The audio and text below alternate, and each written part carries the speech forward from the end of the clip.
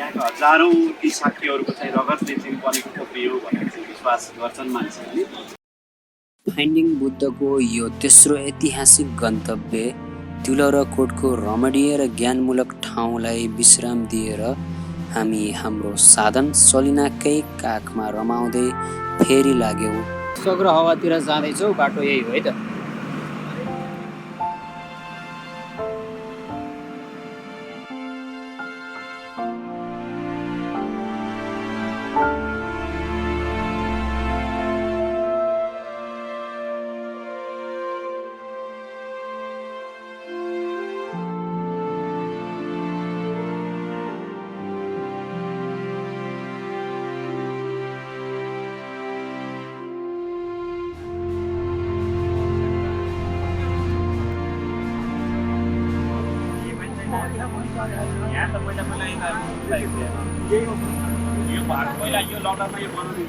सग्र हावा आइपुग्यो है हामी साथी हो।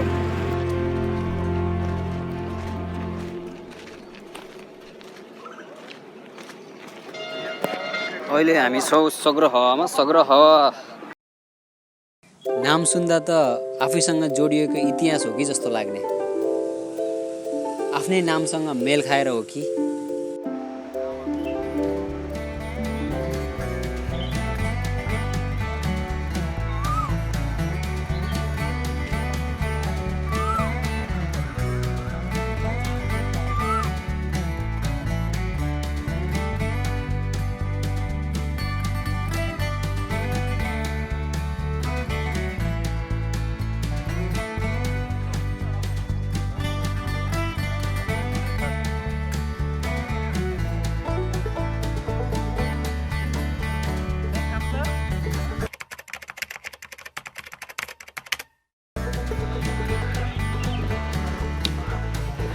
कस्तो रमणीय दृश्य रहेछ यो यतापट्टिको चाहिँ। तर अहिले घाम भएर चाहिँ हामीलाई अलिकति कष्ट भइरहेको छ। त्यही भएर साथीहरू, थोरै साथीहरू अगाडि जानुभएको छ, थोरै साथीहरू आउँदै हुनुहुन्छ र म यहाँ बिचमा छु यस्तो अवस्थामा होइन। गर्मी छ।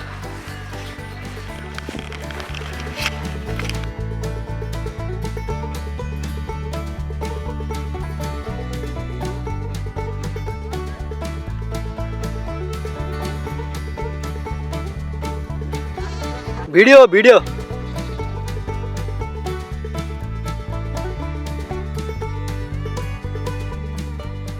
हाम्रो डाक्टर फुरर उहाँले चाहिँ यहाँ उत्खनन गर्नुभएको रहेछ। बहुत ठुलो रहेछ।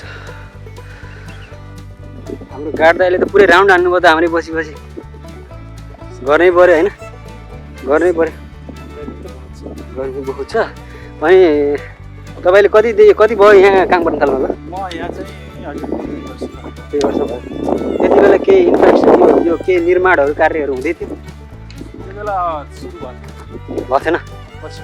अहिले हुँदैछ जस राम्रै अलिकति संरक्षण गर्ने। यहाँ पनि हाम्रो सर पनि त्यतै जानुभयो। त्यहाँ के छ नि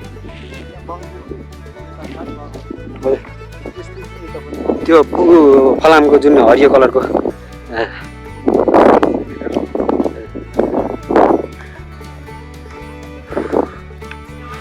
ठुलै खोला तर्नु पर्ने भयो।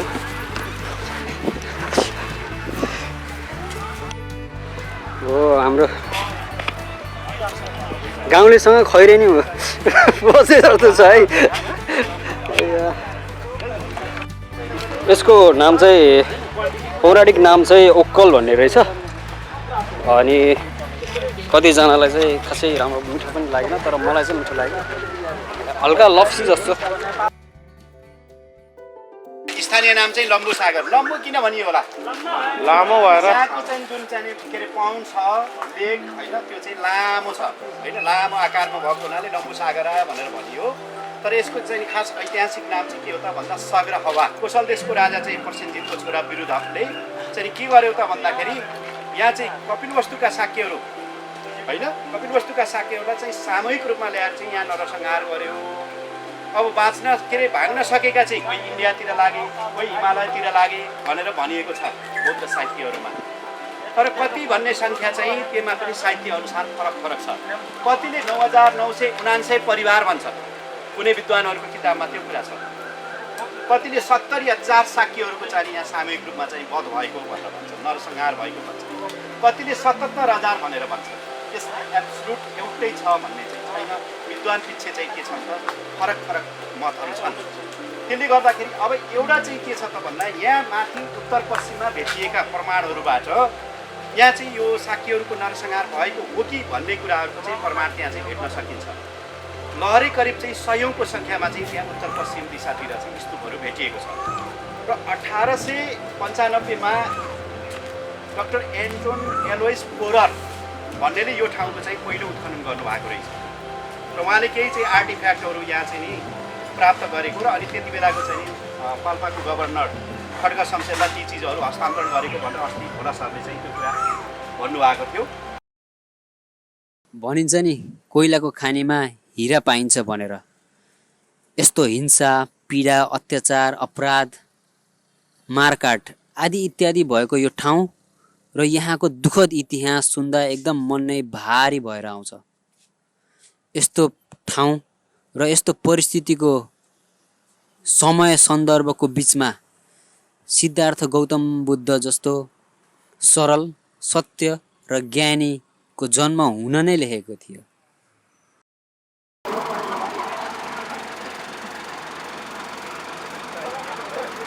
अब हामी चाहिँ नेगलियामा जाँदैछौँ। अब त्यहाँको अब फिल्ड भिजिटको लागि के कस्तो हो होइन, अशोक पिलरदेखि लिएर त्यहाँको इतिहासको लागि बुझ्नको लागि के हो कसो हो भनेर हामी चाहिँ त्यही फिल्ड भिजिटमा हिँडिरहेछौँ।